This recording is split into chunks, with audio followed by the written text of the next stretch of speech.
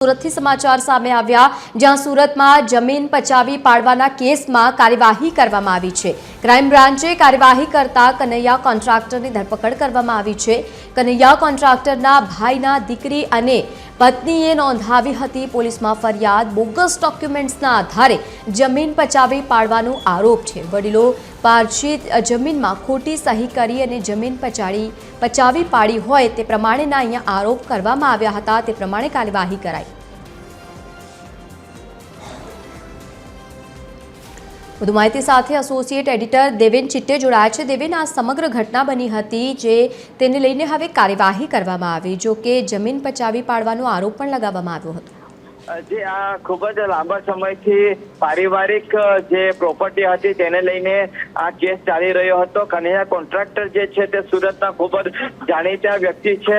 Lalbhai contractor સ્ટેડિયમમાં જે cricket association છે તે ખૂબ જ નામાંકિત સંસ્થા છે, ત્યાં પણ તેઓ ખૂબ મોટા હોદ્દા ઉપર રહી ચૂક્યા છે। પ્રમુખ પણ તેઓ ઘણા લાંબા સુધી હતા।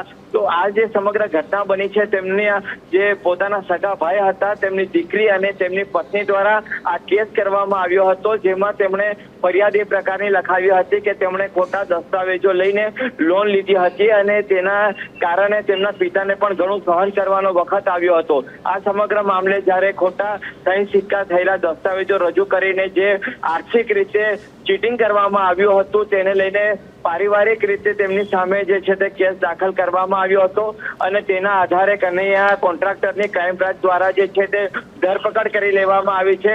ઘણા સમયથી તેમની ધરપકડ થવાની અટકળો ચાલતી હતી, પરંતુ તેમની જે સ્વાસ્થ્ય છે તે સારું ન હોવાને કારણે પણ જે ક્યારેક વચ્ચે સમાચાર પણ આવતા હતા કે તેમની ધરપકડ થઈ રહી નથી, પરંતુ આખરે ક્રાઇમ બ્રાન્ચ દ્વારા તેમની ધરપકડ કરવામાં આવતા આજના ખૂબ જ મોટા સમાચાર છે, કારણ કે કનૈયા કોન્ટ્રાક્ટર ખૂબ જ જાણીતી વ્યક્તિ છે અને તેના પારિવારિક જે ઝઘડો છે તે ગત વખતે જ્યારે ક્રિકેટ એસોસિએશનની ચૂંટણી યોજાઈ હતી તે દરમિયાન પણ ખૂબ જ ચર્ચામાં આવ્યો હતો।